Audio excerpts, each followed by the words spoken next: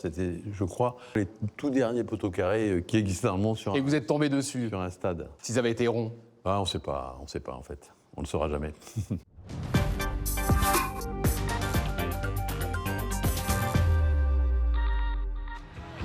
Qui c'est les plus forts, évidemment, c'est les Verts. On a un bon public et les meilleurs supporters. On va gagner, ça c'est juré. Allez, allez. Qui c'est les plus forts, évidemment, c'est les Verts. Nous on joue au football et on n'a pas de frontières. Allez, allez, les Verts. Bonjour Dominique. Bonjour Louis. Merci d'être au rendez-vous ici au stade Geoffroy-Guichard. C'est chez toi ici en fait, presque.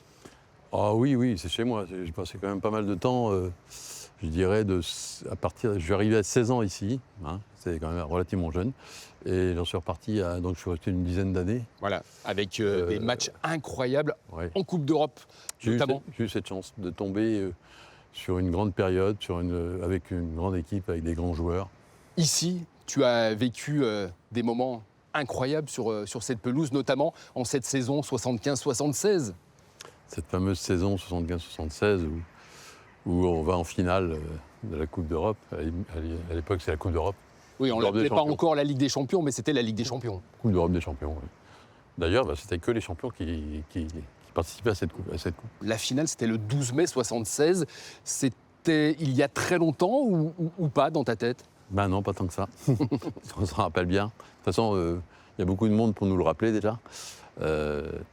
Mais c'est fabuleux, quoi. C'est fabuleux de 50 ans après, de célébrer cette finale, entre guillemets, perdue, mais bon, c'était quand même... c'était pour tous les Français, pour tous les Stéphanois, surtout, c'est comme si on avait gagné. Bon, voilà. C'est une finale qui est restée dans l'esprit de tout le monde en raison des poteaux carrés.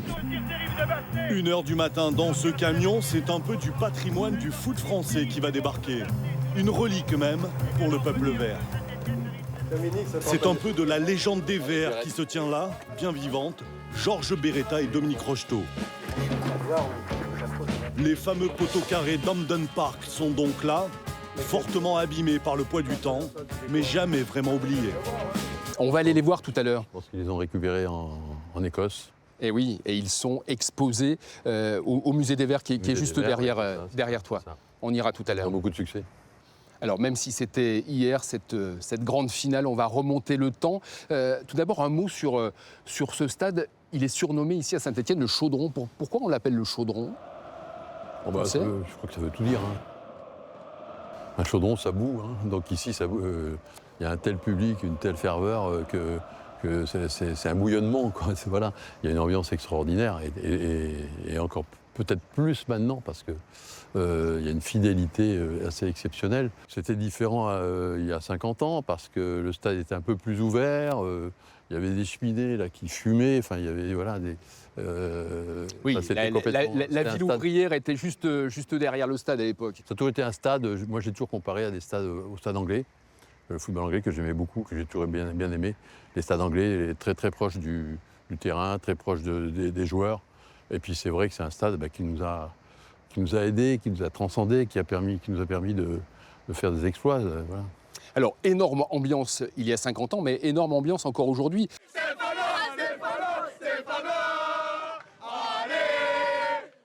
L'équipe des Verts joue en deuxième division, en Ligue 2. 35 000 personnes à chaque match à domicile qui chantent qui c'est les plus forts, évidemment. C'est les Verts. À quoi est due cette ferveur qui se transmet comme ça de génération en génération? Déjà au départ, je pense qu'on y est pour quelque chose quand même. Et c'était quand même le club à l'époque, le grand club, hein, le grand club français qui était quand même 10 fois champion de France. Donc il y avait ça. Et puis il y avait ce côté club populaire, dit de mineurs, hein, donc, où il y avait avec des valeurs de travail, de solidarité. Saint-Étienne, c'est avant tout une ville industrielle, d'industrie lourde même. Alors on imagine mal comment ces industries peuvent profiter des victoires de la SS. Mais cela arrive. Et puis certaines sociétés stéphanoises ont compris qu'en s'associant à l'équipe et en la subventionnant, elles pourraient en tirer des bénéfices. Les gens s'identifiaient à cette équipe parce qu'on était une équipe de Équipe de copains, c'est un peu facile à dire, mais vraiment, on était vraiment des copains, on est devenus des amis, parce que maintenant, 50 ans après, on continue à se voir. Mais des combattants aussi. Aller au charbon, ça veut dire un truc ici à Saint-Étienne. Ah ouais, ouais. Et c'était votre cas. C'était soit oui, il fallait aller au charbon, ça c'est sûr. Et quand on n'était pas bon, ils nous criaient à la mine. Il fallait aller à la mine. On a obtenu une autorisation exceptionnelle pour l'occasion de ce tournage. On va pouvoir fouler la pelouse. Ouais, c'est rare ça. Oui, Maintenant, c'est rare de ça fait fouler. longtemps que tu n'y es pas allé là au centre du terrain. Oui, ça fait un petit moment, oui. Ah ben, J'aurais bien aimé jouer sur cette pelouse. c'est quand même assez incroyable de se retrouver au milieu du stade. C'est tellement de souvenirs, tellement de souvenirs. Je me rappelle de beaucoup de choses. Le Des premier grands but moments, en bien Coupe sûr, d'Europe. grands moments. Premier but en Coupe d'Europe contre Copenhague. Copenhague, Ouais. C'est où? c'est ici. C'est De ici. ce côté. Tu l'as marqué par là. C'est de ce côté, oui. Ok. C'est de ce côté. Il y a eu des Avec très Hervé gros matchs. Revelli qui me laisse le ballon.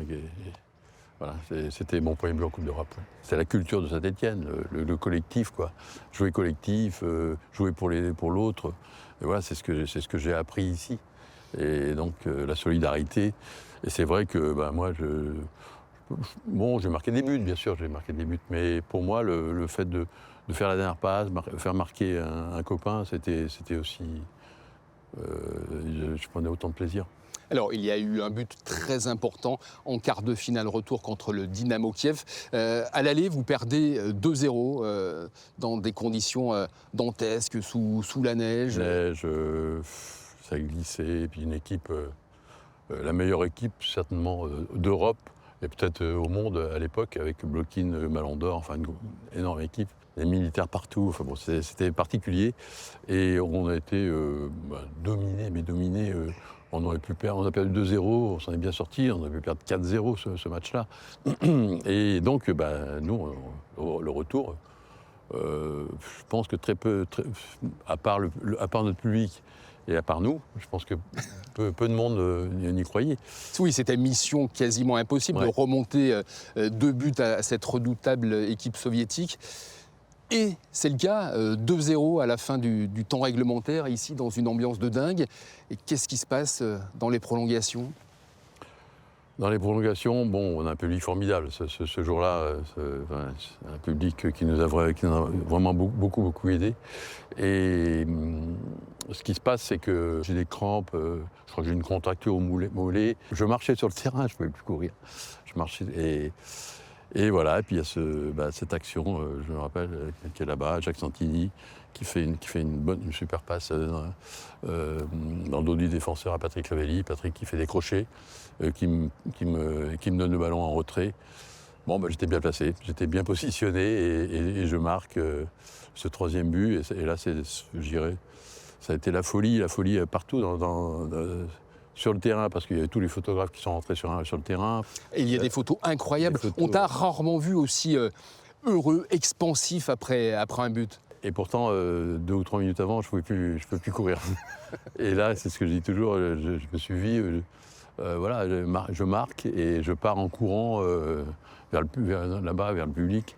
Là, c'est un souvenir inoubliable, mais c'est quand même le match qui est rentré dans la légende et qui nous a fait aimer du grand public.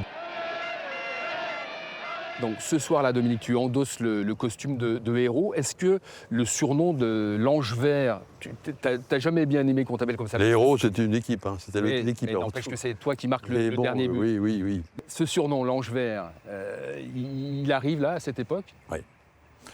T'as pas l'air enchanté. Autant vert, oui, ça m'a toujours plu, mais ange, je ne me suis jamais considéré comme un ange. Je le prends comme une forme de reconnaissance, parce que 50 ans après, 50 ans après, on t'appelle encore l'Ange Vert. Voilà. On va aller au musée, voir les fameux poteaux carrés de cette finale de 76.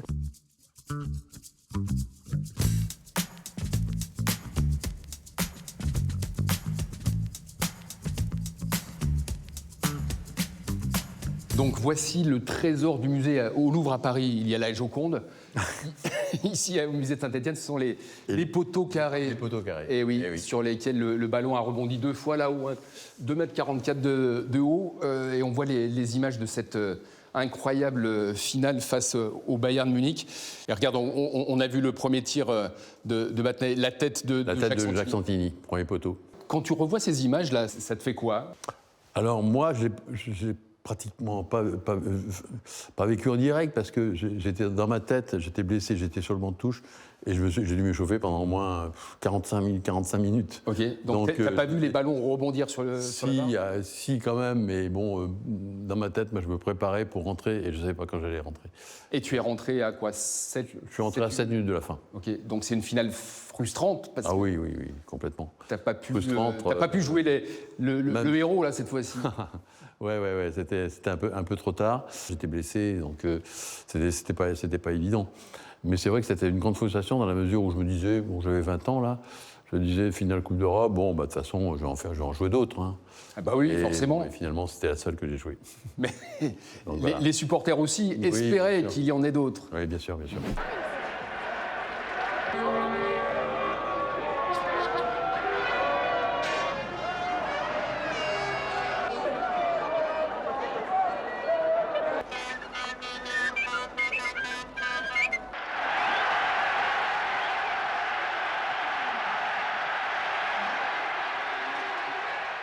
Donc la mythologie des Verts tient à ces satanés poteaux. S'ils avaient été ronds, la France entière se pose encore la question aujourd'hui. S'ils avaient été ronds, vous auriez Surtout gagné. D'après ce que je connais de l'histoire, c'était, je crois, les tout derniers poteaux carrés qui existaient dans le monde. Qui existaient dans le monde Et vous êtes tombé dessus. Sur un stade, voilà. S'ils avaient été ronds. On ne sait pas en fait. On ne le saura jamais. Ce qui est fou, c'est que dès le lendemain, à votre retour en France, c'est de la folie. Vous êtes salués comme des héros. Je ne pense pas que ça pourrait exister aujourd'hui de descendre des Champs-Élysées alors que tu as perdu une finale, je ne crois pas. Moi, je suis au fond de la voiture et je n'avais pas trop envie de me lever, quoi. Il fallait se lever quand même pour voir. Je n'avais pas trop envie de me lever, j'étais dans mon petit... T'étais gêné. Et il y a ma batte, Dominique, qui me dit « Allez, montre-toi, ils veulent te voir ». Et enfin, je me rappelle de ça. Il fallait le vivre pour comprendre qu'on puisse descendre les Champs-Élysées, parce qu'il y avait une telle ferveur, la France derrière Saint-Étienne, derrière les Verts, c'est ça. Il y a 120 000 personnes à peu près sur les champs. C'est sympa, bien sûr, mais un peu perdu. C'est spécial quand même, on avait perdu quand même quelque part. On avait perdu. Moi, je sais que j'étais frustré, j'avais pas beaucoup joué. La nuit avait été courte, très courte. Et puis là, on arrive à Orly, et puis on nous dit, bon ben voilà, allez, on va descendre les Champs-Élysées. Ah oui, vous le découvrez à ce moment-là? Ah ouais, on le découvre vraiment au dernier moment. Et on arrive à l'Élysée, parce que Giscard d'Estaing nous attend. Il nous a attendu longtemps, je crois, parce que ça a duré longtemps. Je pense que Giscard, je pense pas qu'il était très foot, en fait. Mais bon. Et toi, t'étais pas très Giscard? Quelque part, sans plus. Mais quelque part, on lui avait dit, bon, il faut les recevoir quand même, parce que voilà, il y a toute la France qui est derrière, il faut les recevoir. Et cette ferveur, on en parle encore 50 ans après. On va aller dans les tribunes, parce que j'aimerais te montrer un objet qui raconte aussi cette année 1976. Ok. C'est parti. Though it hurts to go away, it's impossible to stay. Moi qui suis né à Saint-Étienne et qui rêvais de devenir footballeur professionnel et jouer sur cette pelouse, est-ce que tu sais ce que je faisais en 1976? Tu te fais un match sur cette pelouse, non? Non, pas en 76. En 76, je collectionnais des vignettes, et notamment l'équipe de l'AS Saint-Étienne. On peut le dire, les Panini. Eh oui, parce que c'est la marque mythique des vignettes de foot. Arrivé en France en 76 pour votre épopée, et tu es ici. Je les vois souvent. Attention, c'est fragile. Hein, je connais bien ces photos, je les vois souvent parce que c'est un peu... Il y a beaucoup de collectionneurs. Ouais. Ah bah oui, j'en fais partie. Tu sais contre combien de joueurs je t'ai échangé un jour? Une vignette de Rocheteau dans la cour de récré, c'est entre 8 et 10 autres footballeurs. Ouais. Oui. C'était la cote. Je ne me rendais pas compte à l'époque. Et je sais encore par cœur ce qui est écrit. Dominique Rocheteau, né à Sainte-Charente-Maritime le 14 janvier 1955, 1m78, 68 kg. À l'époque, 68 kg. Ouais. À l'époque. La réussite la plus éblouissante de la saison comme ailier droit. Je crois que c'est un truc comme ça qui est écrit. C'était une sacrée équipe quand même. que vous formiez là tous. Oui, bien sûr, c'est une sacrée équipe, et c'est ce que je dis. On continue à se voir 50 ans après. On continue à se voir, à se réunir, on est hyper heureux de se retrouver. Là, on va fêter bien sûr le cinquantenaire de notre finale de Coupe d'Europe. Et on a vraiment beaucoup de plaisir à se revoir. Bon, il y a Yvan, et bien sûr, Yvan qui est en Serbie. Et donc, Ivan Kurkovic, Yvan, gardien. qui est un très grand gardien, très grand monsieur, et que j'apprécie beaucoup, et qui sera là. On a Osvaldo Piazza qui vient d'Argentine, qui est toujours là. Lui, il adore revenir ici. C'est pareil, tous, on aime revenir ici parce qu'on a connu tellement de beaux moments, tellement de moments magiques. Je vais le reprendre et le refermer.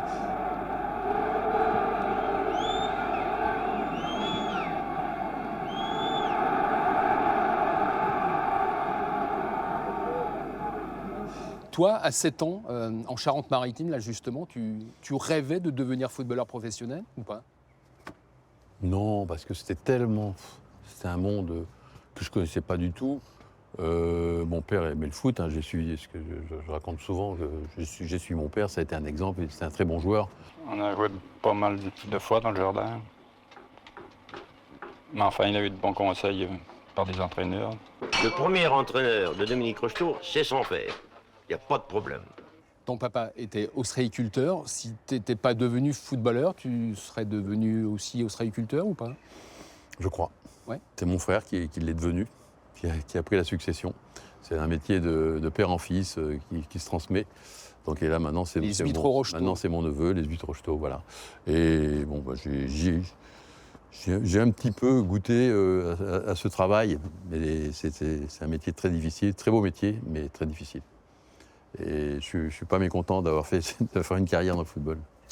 Quand tu arrives à Saint-Étienne, tu as quel âge? 15 ans, 16 ans? 15 ans et demi. Qu'est-ce qui se passe dans ta tête là? Tu quittes ton océan natal, tu arrives ici, c'est un choc. Ouais, un choc, c'est un grand mot. C'est le meilleur club à l'époque. Hein. Ils sont déjà champions de France. Hein. Donc moi j'arrive, je me fais tout petit déjà, et puis je ne m'entraîne pas avec les pros parce que je suis mes études, je continue à suivre mes études, première, terminale. Mes parents avaient exigé que, voilà, ils voulaient que je passe le bac. Donc, passe ton bac d'abord. Oui. Alors que des joueurs, je suis arrivé en même temps que Dominique Battenet, Gérard Janvion, et eux, ils ont joué un peu avant moi parce que eux, ils se sont consacrés vraiment au football tout de suite. Là, je pense qu'avoir perdu un peu de temps, mais bon, c'est la vie. Bernard Pivot, j'ai relu mes classiques. Hein. Bernard Pivot, l'ancien présentateur d'Apostrophe, lyonnais mais grand fan des Verts, a écrit dans un livre à propos de toi: ce gentleman de Royan et de La Rochelle avait à Saint-Étienne la volonté et le courage d'un ouvrier de Manu France. Je ne sais pas si tu te souviens de cette phrase, mais alors il faut rappeler, Manu France, c'était je sais pas, mais c'était le sponsor maillot, mais c'était aussi la marque emblématique de Saint-Étienne et de la Manu France. Oui, Manu France, le catalogue, etc. Bien sûr. Mais voilà, gentleman de Manu France, ça te rappelle quoi comme valeur, ça? Les valeurs que m'avaient inculquées mes parents, mon père, qui a toujours été un exemple et qui lui était vraiment un gentleman sur un terrain. Et voilà, c'est ce qui m'a inculqué. Et pour moi, c'était hyper important. Gentleman, je ne sais pas, mais bon, j'ai eu 1 ou 2 cartons jaunes dans ma carrière. Et pour moi, c'est peut-être plus important que le palmarès que j'ai fait. Jamais de carton rouge, donc tu étais quand même gentleman. Les filles étaient amoureuses de toi. Bah oui, ça te fait sourire, mais il faut en parler parce que tu étais une icône à l'époque. Il y a même une chanson, on va pas trop parler de cette chanson. Non, ok. C'est pas une chanson qui m'a marqué. Moi, j'aime bien le rock. C'était pas une bonne chanson, ça c'est sûr. J'aime bien le rock californien. C'était pas une bonne chanson. C'est vrai que « Ah, ce qu'il est beau, le petit Rocheteau ». Quand elle me voit en maillot, toutes les filles crient aussitôt. Tu avais des fans, des groupies. Tu l'as vécu comment cette période? Cette période, moi j'étais j'étais un peu le plus jeune de l'équipe déjà, d'une part. Bon, voilà, le look, les cheveux longs. Ah oui, un peu romantique, le beau gosse de l'équipe. Parler de musique, de rock, voilà. Donc j'étais un jeune des années 70. Moi, les Beatles, les Stones, voilà, j'aimais cette musique, le rock californien. Donc il y avait peut-être pas mal de jeunes qui s'identifiaient. J'aime bien vivre à la campagne, j'aime bien la solitude, j'aime bien discuter avec des amis, me retrouver avec des amis, j'aime bien la musique.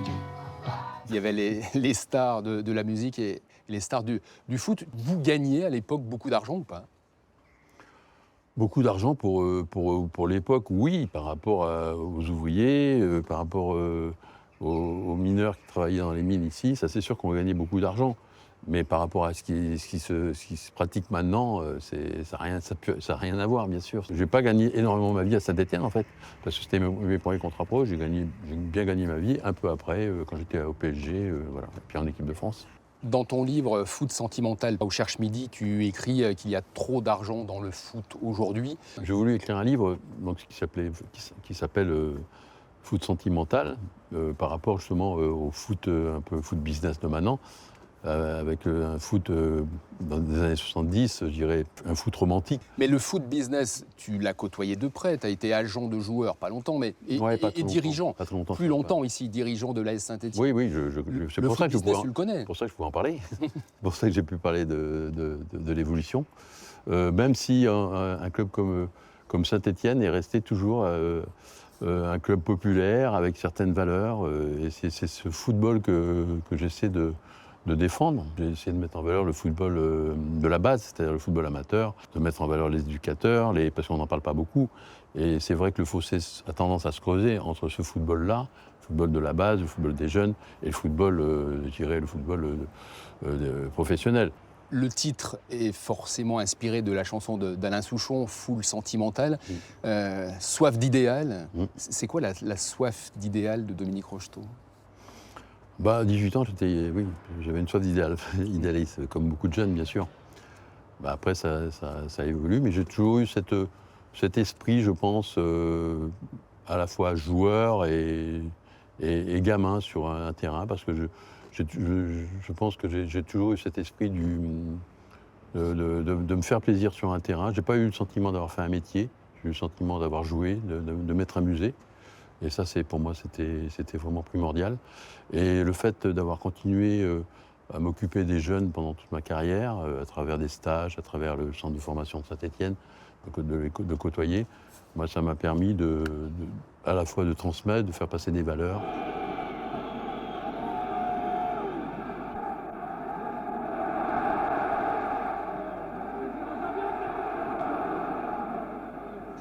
C'est quoi le meilleur souvenir que tu as des Coupes du Monde?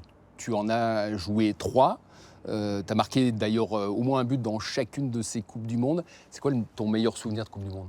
Moi, les Coupes du Monde, bien sûr, il y a eu cette épopée avec Saint-Étienne. J'oublie pas Paris aussi, avec qui j'ai gagné des titres. Mais les grands moments, ça a quand même été ces Coupes du Monde. Et avec des matchs mémorables, dont un forcément 82 contre l'Allemagne.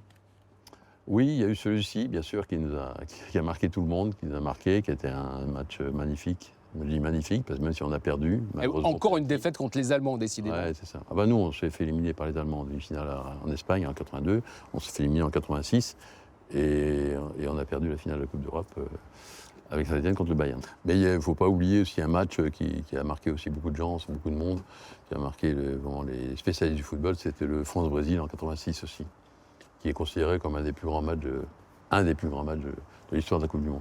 Aujourd'hui, Dominique Rocheteau, loin du foot, dans ton quotidien, qu'est-ce que tu fais, qu'est-ce que tu aimes faire? Je vis à la campagne avec des chevaux, des arbres, des animaux, et puis je fais beaucoup de vélo, voilà. Et de l'écriture, tu es en train d'écrire un nouveau livre, c'est quoi? C'est le tome 2 de Foot sentimental?